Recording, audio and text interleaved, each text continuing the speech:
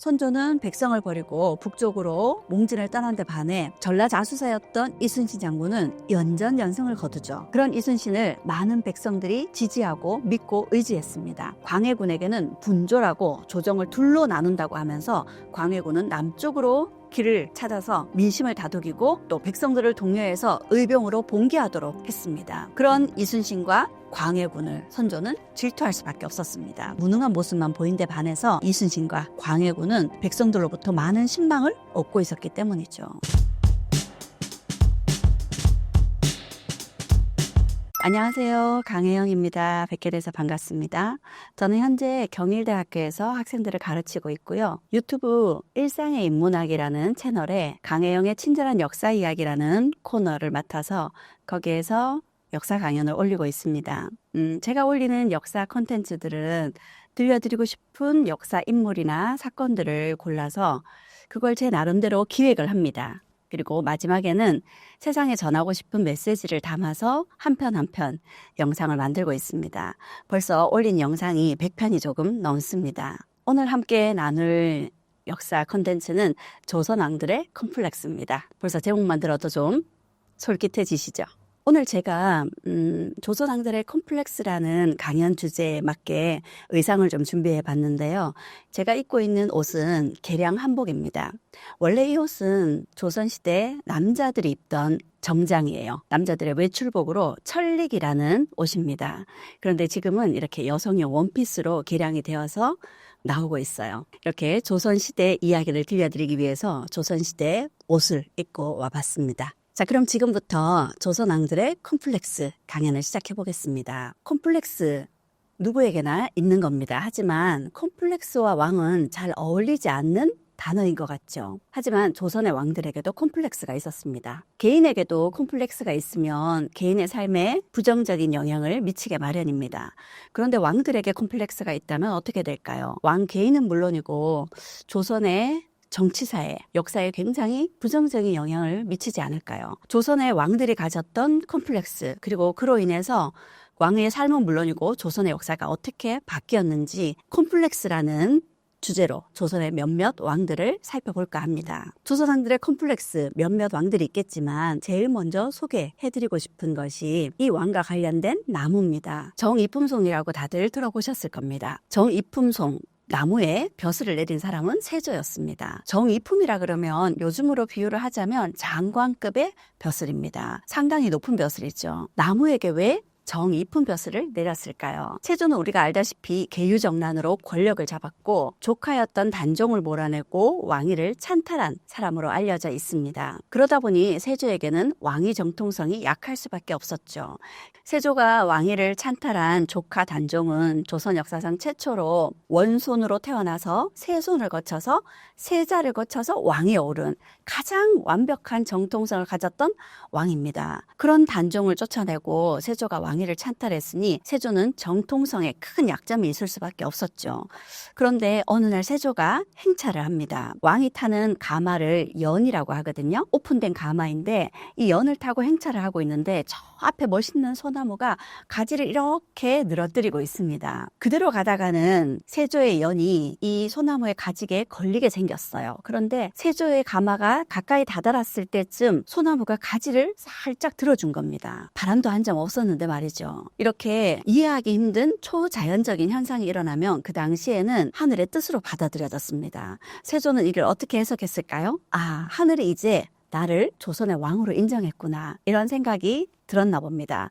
어찌나 기뻤던지 이 소나무에 정이품 벼슬을 내리게 됐던 거죠. 이처럼 왕들에게는 정통성이라는 게 굉장히 중요하고 그 정통성이 조선 왕들의 컴플렉스가 되었습니다. 그럼 지금부터 본격적으로 조선 왕들에게 어떤 컴플렉스가 있었는지 연산군부터 이야기를 해볼까 합니다. 연산군은 우리가 다들 알다시피 폭군입니다. 그리고 쫓겨난 왕이죠. 저는 연산군을 이 사람에게 어떤 컴플렉스가 있었기에 그가 폭군이 되는데 영향을 끼쳤을까, 그런 측면에서 연산군을 한번 분석해 보았습니다. 연산군을 이해하기 위해서는 연산군의 가계도를 좀 살펴볼 필요가 있는데요. 연산군의 아버지는 성종입니다. 그런데 성종은 가계도에서 보시다시피 왕비와 후궁들이 굉장히 많습니다. 왕비와 후궁 앞에서 모두 12명입니다. 조선 역사상 태종과 함께 왕비와 후궁이 가장 많은 왕비는 왕에 속합니다. 성종에게는 3명의 왕비가 있었는데 첫 번째 왕비는 우리가 잘 알고 있는 한 명의 딸이었습니다. 세도가의 딸이었죠. 그런데 일찍 죽게 되고 그래서 두 번째 왕비로 맞아들인 이가 후궁이었던 윤씨였습니다.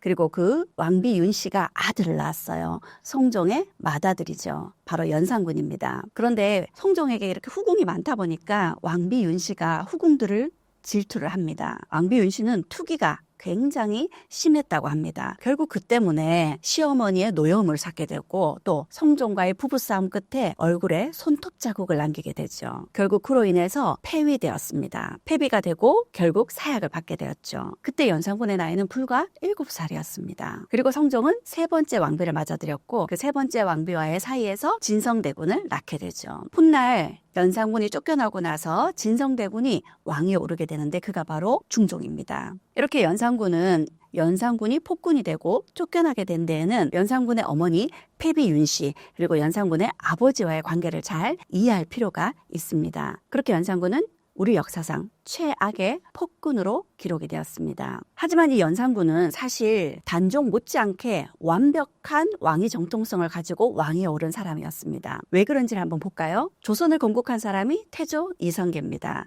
태조 이성계의 뒤를 이어서 2대 왕이 된 정종은 맏아들이 아니에요. 이성계의 둘째 아들입니다. 그리고 세 번째 왕 태종 역시도 이성계의 5번째 아들이에요. 태종 이방원은 맏아들 양녕대군을 세자로 삼아서 왕위를 물려주려고 했지만 결국 양녕대군이 폐세자 되었죠. 그리고 셋째 아들이었던 충녕대군이 세종으로 즉위를 했습니다. 그리고 세종은 드디어 맏아들, 세자를 거쳐서 맏아들에게 왕위를 넘기게 되죠. 그가 바로 문종입니다.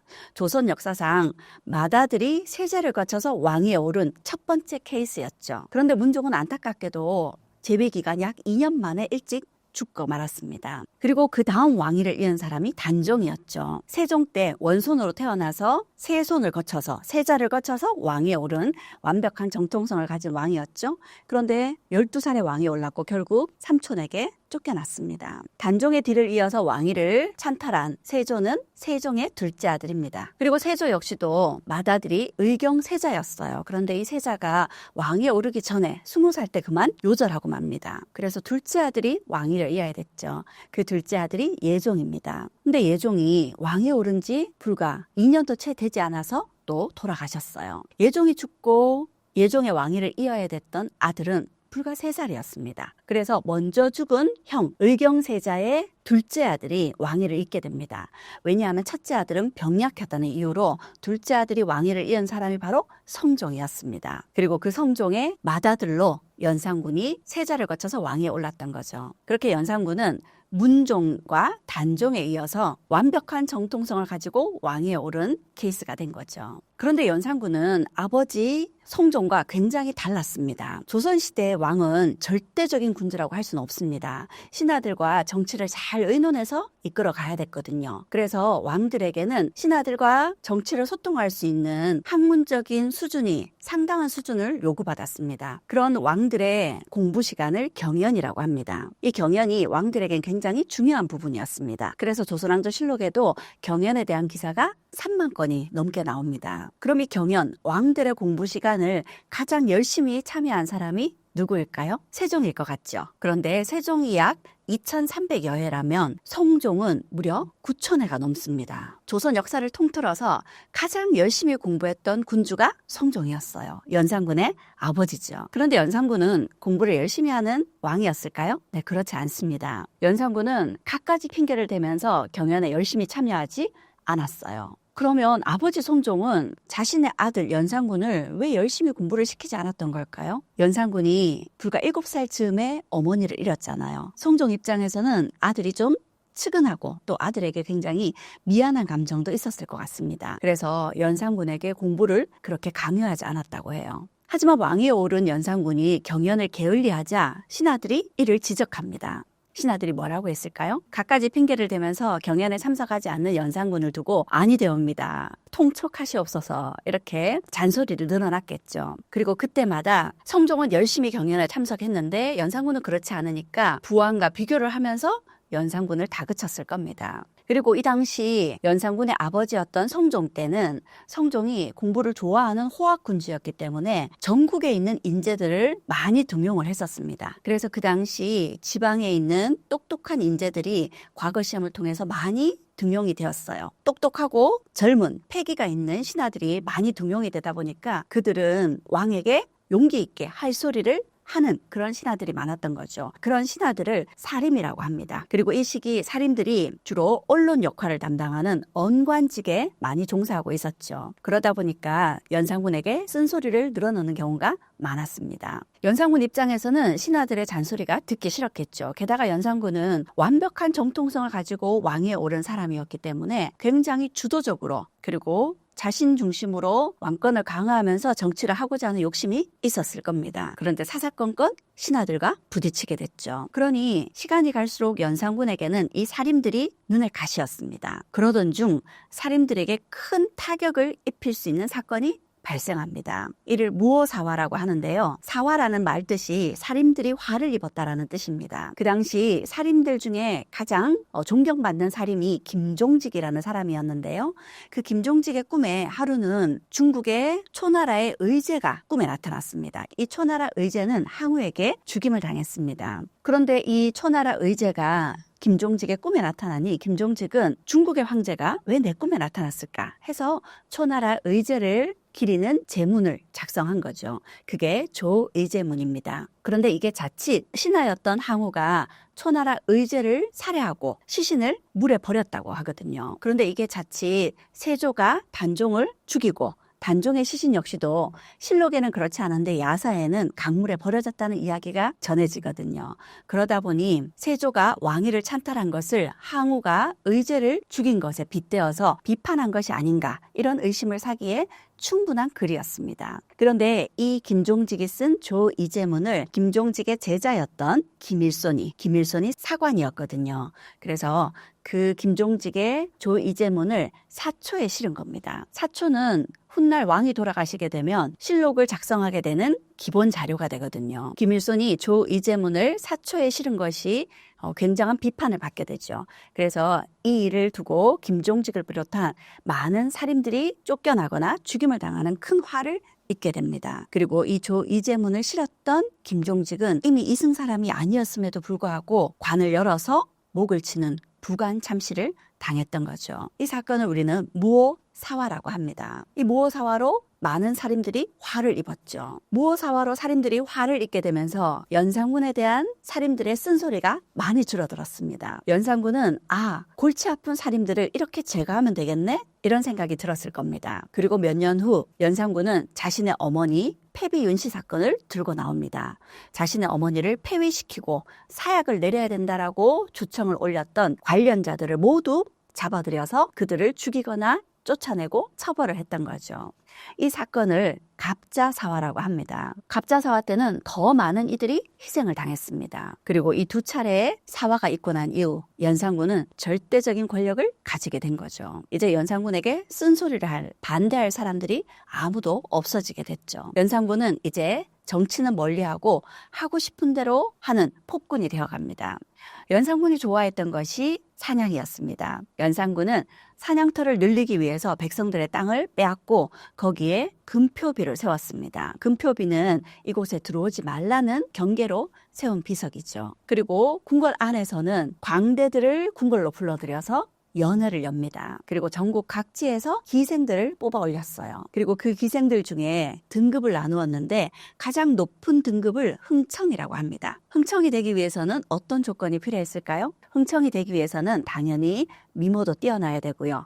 그리고 기회가 뛰어나야 됩니다. 노래를 잘 짓든지 시를 잘하든지 아니면 춤을 잘 추든지. 그리고 세 번째 조건이요. 흥청이 되기 위해서는 늘 표정이 밝고 잘 웃어야 됐답니다. 흥청의 조건에 잘 웃고 표정이 밝은 사람을 조건으로 세웠을까요? 아마 연산군의 마음속에 우울감이라고 해야 될까요? 그와 관련된 뭔가 결핍된 컴플렉스가 있었기 때문이 아닐까 보여집니다. 그렇게 연산군은 정치는 멀리하고 날마다 흥청망청 지냈던 거죠. 그러다 결국 쫓겨나게 되잖아요. 연산군이 쫓겨났을 때 백성들은 이렇게 이야기했다고 합니다. 그렇게 흥청하더니 결국 망청했구나 해서 우리가 굉장히 사치스러운 사람, 그런 사람들의 행위를 흥청망청이라고 이야기를 하죠. 이렇게 정치는 멀리하고 제멋대로 하고 싶은 대로 하는 연산군도 백성들의 눈치를 좀 살피긴 했었나 봅니다. 신하들에게 궁궐을 드나들 때마다 신원패라는 걸 착용하게 했습니다. 이 신원패에는 입은 화의 문이요 혀는 몸을 베는 칼이다. 입을 닫고 혀를 깊이 간직하면 몸이 편안하여 어디서나 안전하리라. 보고 듣는 것 모두 일체 발설하지 말라는 그런 경고였습니다. 결국 흥청망청하던 연산군은 쫓겨난 왕이 되고 말았죠. 연산군이 이렇게 폭군이 된, 그리고 쫓겨나게 된 연산군의 컴플렉스를 찾아보자면 그 첫 번째가 어쩌면 아버지 성종과 비교당하는 컴플렉스가 연산군을 더욱 폭군이 되게 만든 요소가 아닌가 하는 생각이 듭니다. 연산군에게서 또 다른 결핍 혹은 컴플렉스를 찾자면 실록에 연산군의 어린 시절을 기록한 자료가 많지 않습니다. 그런데 이런 기록이 보입니다. 얼굴에 작은 염증과 눈병과 같은 잔병치레가 많고 입안이 자주 헐었다고 합니다. 연산군이 굉장히 예민한 아이였다, 이렇게 볼 수 있을 것 같습니다. 연산군은 세자로 궁궐 안에서는 많은 사람들의 관심을 받으면서 컸을 겁니다. 그런데 사람들이 연산군을 부러워하기만 했을까요? 연산군이 7살에 어머니를 여의었습니다. 패비 윤씨에게 사약을 내린 사건을 앞으로 100년 동안 입 밖에 내지 말라는 성종의 엄명이 떨어졌기 때문에 사람들은 그 사실을 입 밖에 내진 않았지만 어린 연산군을 바라보는 사람들의 시선에는 안 됐다, 측은하다, 불쌍하다, 이런 시선들이 있지 않았을까요? 어린 연산군이었지만 아마도 그런 시선을 충분히 느꼈을 겁니다. 그러다 보니까 점점 예민해질 수밖에 없었겠죠. 그리고 성종이 3번째 왕비를 맞아들였지만 연산군에게는 친모가 없습니다. 새어머니가 연산군을 잘 챙겨줬을지라도 연산군에게서는 어머니의 따뜻한 정을 충분히 받으면서 성장하긴 힘들었겠죠. 그게 연산군에게는 모성 결핍의 컴플렉스가 되지 않았을까요? 많은 흥청들 중에서 연산군의 가장 큰 총애를 받았던 이가 있는데 우리가 잘 알고 있는 장록수입니다. 장록수는 연산군의 후궁이었지만 장록수는 연산군보다 훨씬 연상이었습니다. 그리고 미모가 뛰어나지도 않았어요. 게다가 결혼을 했던 과거도 있었고 기생 출신이었습니다. 장록수가 연산군에게 어떻게 총애를 받았을까요? 기록에 따르면 장록수가 굉장히 애교가 많았다고 합니다. 장록수가 연산군에게 얼마나 큰 총애를 받았는지 그걸 엿볼 수 있는 기록이 있습니다. 장록수는 왕을 조롱할 때는 마치 어린아이 다루듯 했고 왕을 욕할 때는 마치 노예를 대하듯 했다. 왕이 아무리 노했다가도 녹수만 보면 기뻐서 웃었으므로 상을 주고 벌을 주는 일이 모두 그의 입에 달려 있었다라고 합니다. 장록수가 연산군을 어린아이 다루듯 하기도 하고요. 또 노예 부리듯 하기도 했다고 합니다. 이처럼 왕을 함부로 혹은 편하게 대할 수 있는 사람이 과연 누가 있을까요? 부모가 아니고서는 그러기가 쉽지 않겠죠. 어쩌면 연산군은 자신을 너무나 편하게 대하는 장록수에게서 어머니의 모정을 느끼고 싶었던 게 아닐까요? 이런 측면에서 연산군이 폭군이 된 데에는 어쩌면 연산군 아버지 성종과의 비교, 그로 인한 컴플렉스, 그리고 일찍 어머니를 여의면서 어머니의 사랑을 충분히 받지 못했던 모성 결핍의 컴플렉스가 연산군이 폭군이 되는 그의 그 독주를 멈출 수 없었던 또 하나의 요인이 되지 않았을까요? 그렇다면 두 번째 조선왕들의 컴플렉스 주인공은 누구일까요? 네, 예상하셨다시피 선조입니다. 선조는 무능한 왕의 대명사로 알려져 있습니다. 하지만 선조가 처음부터 무능한 왕이었을까요? 그렇지 않습니다. 선조가 묻혀있는 무덤을 목릉이라고 합니다. 그런데 그 당시 사람들은 목릉성세라고 불렀다고 합니다. 선조 때 인재가 많고 문화가 융성했다라는 뜻입니다. 뿐만 아니라 조선 후기 실학자 중에 이중환이라는 사람이 있는데요. 이 이중환이 택리지에 선조 때는 인재가 수풀처럼 많았다, 이렇게 적고 있습니다. 선조 때 인재가 많았다고 합니다. 조선시대 인물, 우리가 알고 있는 인물들이 꽤 있죠. 우리가 알고 있는 인물 이순신 장군을 비롯해서 유성룡, 권율 장군, 그리고 곽재호 장군이나 조원 장군, 고경명 장군 같은 의병장들, 그리고 태계 이황, 율곡이 같은 분들, 그리고 기대승이라든지 윤두수라든지 시를 잘 짓는 정철, 오성과 한음의 이양복, 이덕형, 우리가 잘 알고 있는, 한 번쯤 들어봤을 법한 이들이 모두 선조 때 인물입니다. 선조 때 실제로 인재가 굉장히 많았습니다. 그건 선조가 인복이 많아서일까요? 그럴지도 모르죠. 그런데 이걸 달리 생각해 보면 어쩌면 선조가 인재를 알아보는 안목이 있었다고도 볼 수 있지 않을까요? 선조는 나름 인재를 보는 안목이 있었고 생각보다 똑똑한 사람이었습니다. 이를 엿볼 수 있는 일화가 있습니다. 선조 바로 앞에 왕은 명종이었습니다. 이 명종에게 아들이 하나 있었어요. 순애세자였습니다. 그런데 불과 12살에 일찍 죽고 맙니다. 그리고 더 이상 명종에게는 왕위를 물려줄 아들이 없었죠. 그럼 명종은 어떻게 해야 될까요? 왕족들 중에 왕이 될 만한 똑똑하고 그릇이 큰 그런 친척을 찾아서 왕위를 넘겨야 되겠죠. 그래서 명종은 왕족들 중에 누가 똑똑한지 자주 조카뻘의 왕족들을 불러다가 대화를 나누곤 했었답니다. 그 중에 덕훈군의 세 아들을 명종이 총애를 했대요. 그래서 수시로 궁궐로 불러서 그들과 대화를 나누곤 했다는데요. 하루는 덕훈군의 세 아들에게 자신이 쓰고 있는 왕의 모자, 익선관이라고 하죠. 그걸 주고는 한 번씩 써보라고들 했습니다. 그러자 덕훈군의 큰아들이 그걸 받아 쓰고 둘째 아들도 그걸 받아 썼어요. 그런데 덕훈군의 셋째 아들은 임금께서 쓰시는 것을 어찌 감히 신하가 쓸 수 있겠습니까? 하고 거절했답니다. 셋째 아들이 굉장히 똑똑하다는 생각이 드시죠. 그가 바로 덕훈군의 셋째 아들 하성군입니다. 명종은 그 하성군을 더욱더 총애를 할 수밖에 없었겠죠. 하루는 명종이 하성군에게 이런 질문을 했습니다. 충과 효가 어떻게 다르냐? 어려운 질문이죠. 그런데 하성군은 임금과 아버지는 다르지만 충과 효는 본래 하나입니다. 이렇게 대답을 합니다. 이 어린 아이가 우문현답을 이야기를 한 거죠. 그렇게 명종의 총애를 받고 명종의 양자로 왕위를 계승한 이가 바로 선조였습니다. 그러니 보통의 왕들은 아버지가 왕이기 때문에 왕위를 이어받았죠. 그런데 선조는 그렇지 않습니다. 조선 역사상 최초로 똑똑해서 왕이 된 사람이 선조입니다. 핏줄이 아니라 자신의 능력으로 왕위에 오른 사람인 거죠. 선조가 사람을 보는 안목이 있었다는 것은 이런 점에서도 알 수 있습니다. 일본이 전쟁을 준비하고 있다는 그런 정보가 들어왔어요. 그래서 전쟁에 대한 대비를 하기 위해서 이순신을 특채를 합니다. 그 당시 6품의 정읍 현감이었던 이순신 장군을 3품의 전라자수사로 특채를 했던 거죠. 엄청난 파격적인 승진이었습니다. 그러자 신하들의 반응이 어땠을까요? 신하들이 거세게 반대했습니다. 전라자수사 이순신은 현감으로서 아직 군수에도 부임하지 못했는데 좌수사에 초수하시니 인재가 모자란 탓이긴 하지만 관직의 남용이 이보다 더 심할 수 없습니다. 다시 생각해 주십시오 하고 신하들이 반대했습니다. 그러자 선조의 대답이요. 이순신의 일이 그러한 것은 나도 안다. 다만 지금은 상교에 구애될 수 없다. 지금은 비상시국이라는 거죠.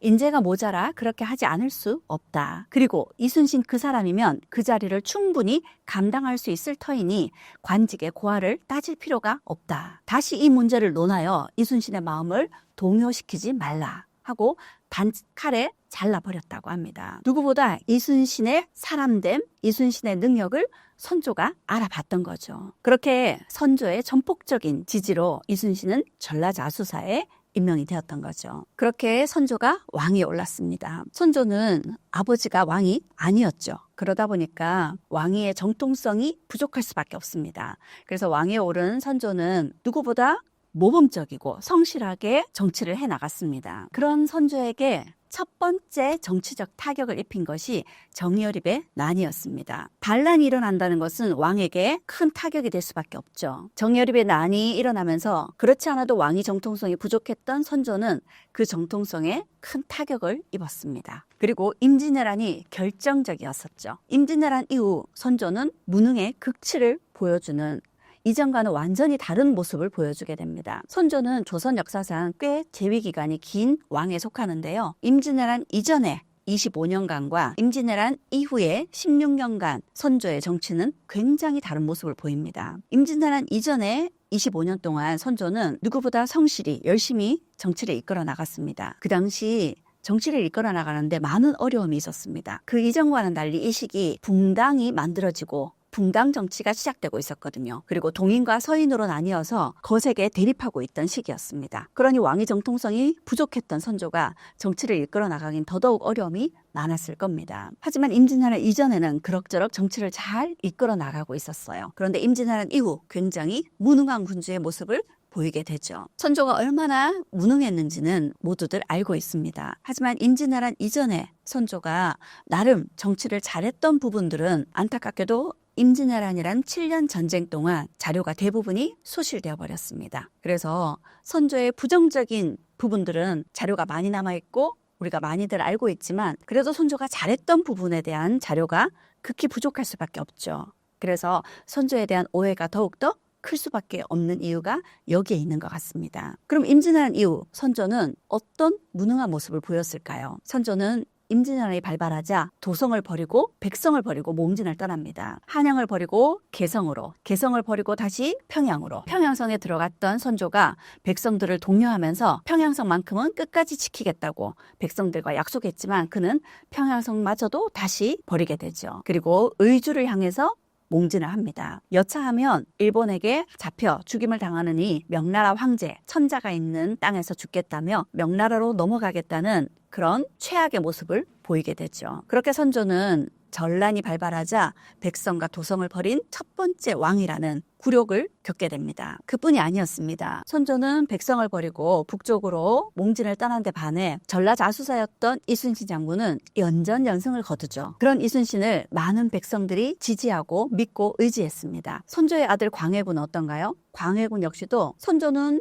북쪽으로 몽진을 떠날 때 광해군에게는 분조라고 조정을 둘로 나눈다고 하면서 광해군은 남쪽으로 길을 찾아서 민심을 다독이고 또 백성들을 독려해서 의병으로 봉기하도록 했습니다. 그 당시 세자였던 광해군은 세자로서의 리더십을 제대로 보여주었죠. 그런 이순신과 광해군을 선조는 질투할 수밖에 없었습니다. 자신은 백성들의 인정을 받지 못하고 무능한 모습만 보인 데 반해서 자신의 신하였던 이순신과 자신의 아들이었던 광해군은 백성들을 다독이고 백성들로부터 많은 신망을 얻고 있었기 때문이죠. 정말 안타까운 모습이 아닐 수 없습니다. 이순신은 선조 자신이 임명한 신하였고 광해군은 선조 자신의 아들이었잖아요. 그런데 그 신하와 아들을 상대로 질투했던 선조이니만큼 많은 사람들이 선조를 비난하고 무능한 왕이라고 평가하는 이유가 여기에 있는 것 같습니다. 그러면 선조가 그렇게 무능한 왕으로 한순간에 나락으로 떨어진 것에는 어쩌면 선조의 이 임진왜란을 기점으로 선조가 그 이전의 모습과는 완전히 다른 무능한 군주의 모습으로 완전히 나락으로 떨어진 모습을 보이게 된 까닭, 선조의 가계도를 좀 보면서 분석할 필요가 있겠습니다. 선조 앞의 왕들은 명종 그리고 인종입니다. 인종과 명종은 중종의 아들이면서 중종과 왕비 사이에서 태어난 대군 출신의 왕들이었습니다. 선조 앞의 왕들은 모두 왕과 왕비 사이에서 태어난 대군이 왕위를 이었거든요. 그런데 선조는 그렇지 않습니다. 선조는 아버지가 왕이 아니었죠. 그리고 그 아버지가 왕과 왕비 사이에서 태어난 대군이 아니라 왕과 후궁 사이에서 태어난 군입니다. 그렇게 선조는 아버지가 왕도 아니고 아버지도 조선의 4대부로 비유를 들자면 서자 출신이었던 거죠. 그렇게 선조가 조선 역사상 최초로 방계 출신의 왕이었기 때문에 정통성에 큰 약점이 있을 수밖에 없었고 그런 선조의 약점이 평상시에는 누구보다 성실히 열심히 하는 군주의 모습을 보이면서 정통성을 회복하려고 부족한 정통성을 채우려고 애쓸 수 있었지만 임진왜란이라는 큰 전란과 위기를 맞아서는 그 정통성의 약점이 그를 무너지게 만든 그의 컴플렉스가 되었던 거죠. 그리고 그런 선조의 컴플렉스는 그대로 광해군에게로 이어지게 됩니다. 광해군도 역시 쫓겨난 왕입니다. 그런데 광해군을 두고는 정치에 큰 문제도 없었거니와 특히 그 당시 복잡하던 외교 정세에서 누구보다 국제 정세를 정확하게 읽고 중립외교를 잘 이끌었던 왕이었습니다. 그래서 그런 광해군을 두고 비운의 왕이라는 평가가 따라다닙니다. 광해군은 정말 비운의 왕일까요? 이번에는 광해군의 컴플렉스입니다. 광해군의 가계도도 한번 볼까요? 광해군은 우리가 알다시피 선조의 아들입니다. 그런데 둘째 아들이에요. 둘째 아들이었던 광해군이 세자로 책봉될 수 있었던 것은 임진왜란이라는 위기 때문이었습니다. 전란이 터졌기 때문에 선조는 일본군에게 가장 큰 타겟이 될 테고요. 자칫 선조가 화를 입게 되면 왕위를 이을 사람이 필요했던 거죠. 그래서 급히 세자를 책봉해야 됐었고 그 당시 똑똑하다는 광해군을 많은 신하들이 지지했기 때문이죠. 그런데 광해군이 세자로 책봉이 되긴 했지만 광해군의 왕위의 정통성에 위협이 되는 요소들이 꽤 있었습니다. 우선 아버지 선조가 광해군을 총애하지 않는다는 것이었습니다. 광해군은 세자로 책봉이 될 때부터 왕위에 즉위할 때까지 선조의 지지를 받지 못했습니다. 그게 가장 큰 이유가 될 테고요. 그리고 두 번째, 광해군은 둘째 아들이죠. 선조의 맏아들이었던 임해군. 광해군의 형의 존재가 왕위의 정통성을 위협하는 또 다른 요소였습니다. 그런데 형이었던 임해군은 성정이 난폭하고 세자로서의 자질이 부족하다 해서 광해군이 세자로 책봉이 됐던 거죠. 그렇다면 선조가 총애했던 아들은 누구일까요? 선조가 총애했던 아들은 신성군이었습니다. 그럼 선조는 왜 신성군을 일찍부터 세자로 책봉하지 않았던 걸까요? 사실은 선조는 세자만큼은 자신과 왕비 사이에서 태어난 아들을 세자로 책봉하고 싶었습니다. 왜냐하면 선조 자신이 아버지가 왕이 아니었고 아버지 역시도 왕과 왕비 사이에서 태어난 대군이 아니었기 때문이죠. 선조에게는 첫 번째 왕비가 의인왕후였어요. 근데 선조와 의인왕후 사이에서는 아들이 태어나질 않았던 거죠. 선조는 자신의 아들만큼은 완벽한 정통성의 왕을 만들어주고 싶었기에 왕비에게서 아들이 태어나기를 간절히 기다렸던 거예요. 그래서 세자 책봉을 계속 미루고 미뤘던 거죠. 임진왜란이 발발하면서 어쩔 수 없이 세자를 책봉해야 됐었고 신하들이 추대하는 광해군을 세자로 임명했던 거죠. 그럼 선조는 신성군을 세자로 책봉하지 않은 까닭은요, 전란이 터졌습니다. 전란 중에 세자의 자리는 굉장히 위험한 자리예요. 그렇다면 광해군을 세자로 책봉한 것은 어쩌면 선조 입장에서는 전란 중에 가장 위험한 자리, 그 세자의 자리에 자신이 총애하지 않는 아들이었기에 광해군을 세자로 인정한 것이 아닌가, 그런 추측을 해볼 수 있습니다. 그리고 또 한 가지 광해군의 세자의 자리를 위협하는 요소가 또 하나 등장하게 됩니다. 선조의 왕비였던 의인왕후가 임진왜란이 끝나고 난 후 일찍 죽게 되죠. 그래서 선조는 두 번째 왕비를 맞아들이게 됩니다. 그 두 번째 왕비가 임목왕후예요. 그리고 그 임목왕후가 선조와의 사이에서 아들을 낳았습니다. 그 아들이 영창대군이죠. 선조가 그렇게 기다리던 대군이 태어났습니다. 선조의 마음속에 어떤 마음이 싹트기 시작할까요? 당시 세자였던 광해군 대신 새로 태어난 영창대군을 세자로 책봉하고자 하는 마음이 있지 않았을까요? 그렇게 광해군은 16년간의 세자 시절 내내 위태롭고 불안한 시간을 보내야 됐습니다. 하지만 결국 선조가 57세에 돌아가실 때 영창대군은 불과 3살이었습니다. 그렇게 광해군은 드디어 왕이 되었습니다. 선조가 얼마나 대군이 태어나길 기다리면서 세자 책봉을 미루었는지를 잘 보여주는 증거가 있습니다. 선조 때 인물 중에 정철이 있습니다. 정철은 우리가 알다시피 관동별곡과 같은 시조를 지은 유명한 사람이죠. 시를 잘 짓는 정철을 선조가 굉장히 총애했다고 합니다. 그런데 어느 날 정철이 더 이상 세자 책봉을 하지 않는 것은 조선의 정치에도 바람직하지 않고 선조가 왕권을 강화하는데도 이롭지 않다는 생각에 세자를 책봉하시라고 주청을 올리면서 광해군을 추천하게 됩니다. 그러자 선조가 크게 노하여 자신이 아끼던 신하였지만 정철을 관직에서 내쫓아버렸다고 합니다. 그렇게 선조는 대군이 태어나길 기다리고 있었던 거죠.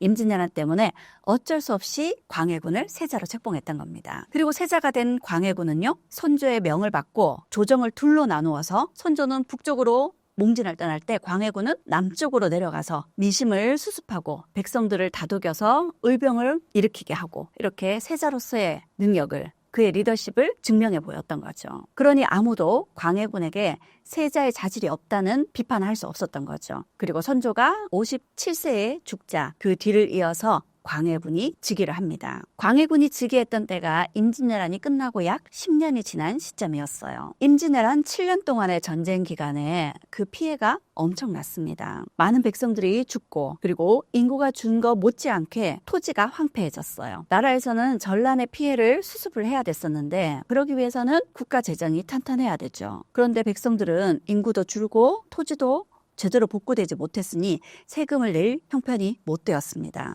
게다가 더 큰 문제는 이 시기 조선이 건국되고 약 200년이 지난 시점이에요. 조선 초기에 만든 제도들이 여러 가지 폐단을 일으키고 있었습니다. 그 중에서도 백성들이 내야 되는 세금 제도, 공납의 폐단이 가장 심각했습니다. 공납이라 그러니까 듣기만 해도 좀 어렵다는 생각이 드시죠? 공납의 폐단을 잘 보여주는 부분이 영화 광해에 등장을 합니다. 영화 광해는 많은 사람들이 봤던 영화입니다. 그 영화 속에 광해에게 매일 밤 팥죽을 쑤어 갖다 주는 궁녀가 있었죠. 사월이라는 궁녀였습니다. 광해는 사월에게 너는 어쩌다가 여기까지 흘러왔느냐 하고 사월이의 사연을 묻죠. 그러자 사월이가 이렇게 대답을 합니다. 소인의 아비는 산골의 소장농이었습니다. 그런데 어느 날부터 관아에서 세금으로 전복을 바치라고 한 거죠. 전복을 어디서 구하겠어요? 그래서 비싼 이자를 물면서 빚을 내서 세금을 바쳐야 됐던 거죠. 그러다 계속된 세금 부담에 결국 전답도 빼앗기고 세금을 내지 못해 결국 아버지마저 옥살이를 하게 되고 또 그걸로도 빚을 갚지 못해서 어머니와 동생은 변방의 노비로 팔려가고 사월이는 참판댁 몸종으로 갔다가 이렇게 궁궐까지 흘러 들어왔다고 이야기를 하죠. 그렇게 백성들을 괴롭히던 것이 공납의 폐단이었습니다. 산골 소장농에게 전복을 세금으로 바치라고 한 거죠. 원래는 그 지역에서 쉽게 구할 수 있는 특산물을 세금으로 내는 것이 원칙이었습니다. 그런데 이런 폐단이 발생하게 되면서 중간에서 세금을 거두는 수령이나 아전들 그리고 백성들에게 비싼 값으로 물품을 파는 방납인들만 배를 불리는 폐단이 발생했던 거죠. 그래서 이 세금 제도를 광해군이 개혁을 합니다. 광해군은 각 지역마다 특산물, 현물을 내는 것이 아니라 모두 똑같이 쌀로 내도록 한 겁니다. 쌀은 어느 지역이나 가격이 비슷하잖아요. 그렇게 쌀이나 혹은 포는 면직물이라고 생각을 하면 되겠습니다. 쌀이나 포나 돈으로 세금을 내도록 한 거죠. 이렇게 세금 제도를 바꾼 것을 대동법이라고 합니다. 그리고 대동법으로 세금 제도를 개혁하면서 원래는 그 지역의 특산물을 16세 이상의 남자들 머릿수만큼 내던 것을 그 집이 가지고 있는 토지의 양에 따라서 세금을 차등 있게 내도록 한 겁니다. 그러니 부자에게 더 많은 세금을 거두게 한 거죠. 그럼 누가 반발을 하게 될까요? 양반 지주들이 반발을 하게 됩니다. 영화 광해에는 또 이런 장면도 나옵니다. 신하들이 이 대동법에 거세게 항의를 합니다. 전하, 지주들의 피해가 이루 말로 할 수 없습니다. 그들 또한 백성이온데 어찌 이리 차별을 두십니까? 그러자 광해가 화를 내면서 이렇게 이야기를 하죠. 땅 10마지기 가진 이에게 쌀 10섬을 받고 땅 1마지기 가진 이에게 쌀 1섬을 받겠다는데 이게 어찌 차별이요? 백성들은 세금을 내지 못해서 스스로 노비가 되고 내시가 되는 판에 기껏 지주들은 쌀 1섬 때문에 차별 운운한단 말이요? 하고 크게 화를 내고 야단을 칩니다. 그런데 실제 광해는 그렇진 않았습니다. 영화 속의 광해는 사실 왕이 아니잖아요. 그러니 누구보다 백성의 처지를 잘 알고 있는 가짜 광해였기 때문에 이런 화를 내는 거죠. 실제 역사 속에 광해군은 대동법을 실시하긴 하지만 대동법을 전폭적으로 밀어주진 않았습니다. 왜냐하면 양반들의 반대가 거셀 수밖에 없기 때문에 전폭적으로 추진하기보다는 점차적으로 차근차근 추진하는 쪽을 택했던 거죠. 이렇게 광해군은 백성을 위한 정치를 펼쳤습니다. 제도를 바꾼다는 것, 특히 세금 제도를 바꾼다는 것은 쉽지 않은 일이었거든요. 뿐만 아니라 우리가 잘 알고 있는 동의보감도 광해군 때 완성이 됩니다. 동의보감이 유네스코 세계 기록유산으로 등재되었습니다. 유네스코에서 동의보감을 인정한 까닭, 동의보감은 병을 치료하기 위한 의학서적이 아니라 병을 예방하기 위한 의학서적입니다. 백성들은 이미 병에 걸리고 나면 의원을 찾아갈 돈도 없고 비싼 약을 구하기도 쉽지 않습니다. 그래서 이 동의보감을 통해서 병으로 발전되기 전에 사람마다 약한 부분이 있죠. 위가 약한 사람이 있고 기관지가 약한 사람이 있고 뼈가 약한 사람들이 있잖아요. 누구보다 자신이 신체적으로 어떤 부분이 강하고 어떤 부분이 약한지 누구나 잘 알고 있습니다. 그러면 뼈가 약한 사람들은 이런 음식을 먹으면 좋고 또 산에서 쉽게 구할 수 있는 이런 약초가 도움이 된다. 이런 것들을 동의보감에 그것도 한자와 함께 한글로 적어두었습니다. 그러니 백성들은 병으로 발전되기 전에 스스로 자기의 몸을 어디가 부족한지 어디가 아픈지를 알고 어디가 약한지를 알고 미리미리 사전에 예방을 할 수 있었던 거죠.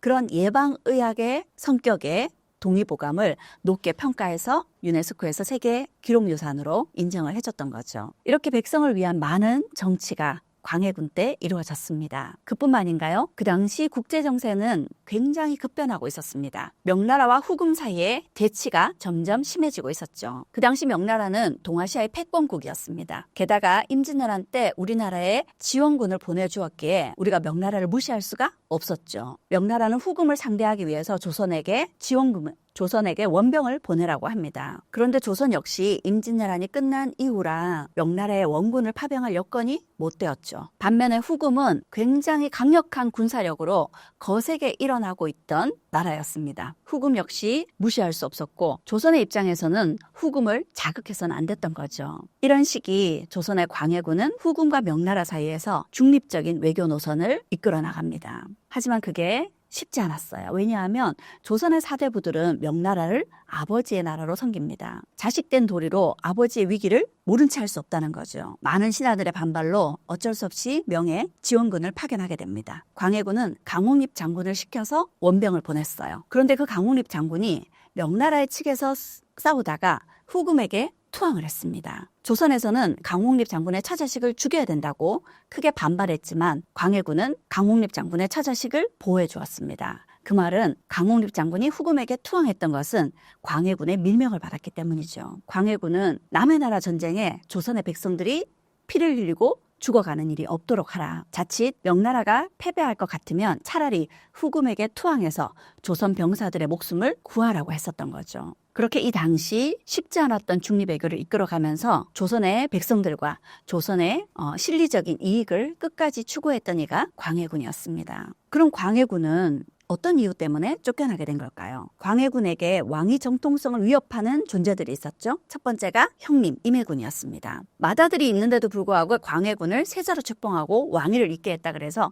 명나라에서도 광해군을 왕으로 책봉해주지 않으려 했었습니다. 결국 광해군은 형이었던 임해군을 영모에 혐의가 있다 해서 유배 보내고 결국 임해군은 유배지에서 죽게 됩니다. 그리고 또 다른 영모 사건으로 영창대군 역시도 유배 보내지게 됩니다. 그런데 이 영창대군은 11살 쯤이었는데 유배지에서 바깥에서 문을 걸어 잠근 채 계속 방에 불을 떼어서 그 열기로 결국 죽게 만들었습니다. 이를 증살이라고 하죠. 어린 영창대군이 이렇게 죽자 영창대군의 어머니이자 광해군의 계모였던 임목대비가 크게 반발했고 결국 광해군은 임목대비마저도 폐서인을 시키고 그리고 서공에 유폐를 시킵니다. 그런데 이 일이 그만 광해군의 발목을 잡았습니다. 광해군의 외교 정책을 비판하는 것이 아니라 왕으로서 모범을 보여야 되는 효를 실천하지 않았다 해서 어머니를 궁궐에 유폐시키고 동생을 죽였다라는 폐모살제의 명분으로 광해군을 쫓아내게 되죠. 폐모살제의 명분은 서인들에게 광해를 쫓아내게 만든 명분이 되었습니다. 하지만 그 밖에도 백성들의 지지를 받던 광해군이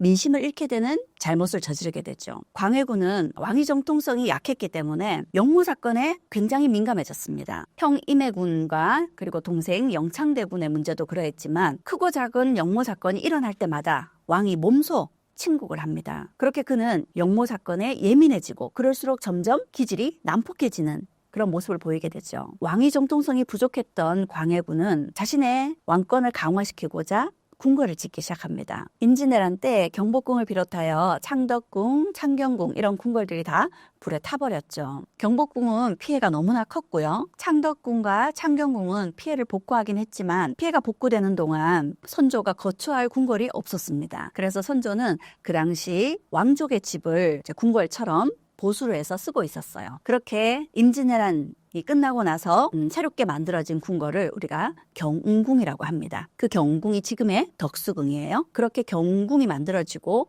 창덕궁과 창경궁을 다시 복원을 했습니다. 그러느라 돈도 많이 들었을 것이고 궁궐을 복구하는데 백성들의 노동력도 많이 들어갔겠죠. 그런데 광해군 시기 왕의 기운이 있다고 해서 백성들 사이에 능창군의 집에 왕의 기운이 서려 있다 하는 소문이 돌았습니다. 그러자 광해군은 영모의 혐의를 들어서 능창군을 죽이고 그의 집을 빼앗아서 그곳에 궁궐을 지었습니다. 그게 경덕궁이에요. 그 경덕궁은 지금은 경희궁이라고 이름이 바뀌어 있습니다. 그뿐만 아니라 이 시기 광해군 때 인경궁이라는 궁궐을 또 짓습니다. 그렇지 않아도 여러 개의 궁궐을 짓느라 백성들이 힘든 상황이었죠. 그런데 필요 이상으로 이렇게 궁궐을 계속 지어나가자 결국 광해군을 지지하던 백성들 역시도 광해군에게 등을 돌리게 되었죠. 결국 광해군은 서인들이 일으킨 인조 반정으로 쫓겨나게 되죠. 쫓겨난 광해군 죽임을 당하진 않았습니다.